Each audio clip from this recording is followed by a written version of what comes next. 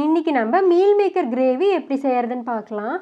Meal மேக்கரை first தண்ணி ஊற்றி இந்த மாதிரி வேக வச்சுருங்க. மீல் மேக்கர் சாஃப்ட் ஆனதுக்கப்புறமா இன்னொரு பாத்திரத்தில் நார்மல் வாட்டர் ஊற்றி இதை நல்லா வாஷ் பண்ணி எடுத்து வச்சுக்கலாம். நல்லா தண்ணியெல்லாம் புழிஞ்சு தனியாக வேறு ஒரு பாத்திரத்தில் மாற்றி வச்சுருங்க. கடாயில் தேவையான அளவு எண்ணெய் ஊற்றி கடுகு பொரிஞ்சதுக்கப்புறமா ஒரு ஏலக்காய், ஒரு பட்டை, 2 கிராம்பு, 1/2 ஸ்பூன் சோம்பு, ஒரு அன்னாச்சி பூ இதெல்லாம் சேர்த்திக்கலாம். இது பொரியறதுக்குள்ளே நம்ம 3 தக்காளி எடுத்து இந்த மாதிரி கட் பண்ணி மிக்சர் ஜாரில் சேர்த்து ஃபைன் பேஸ்ட்டாக அரைச்சிடலாம். இந்த மாதிரி அரைச்சி எடுத்து வச்சுக்கோங்க. 2 பெரிய வெங்காயத்தை கட் பண்ணி சேர்த்திக்கலாம். வெங்காயம் வணங்கினதுக்கப்புறமா இஞ்சி பூண்டு பேஸ்ட்டும் தக்காளி பேஸ்ட்டும் சேர்த்திட்டு நல்லா கிளறி விட்டுருங்க.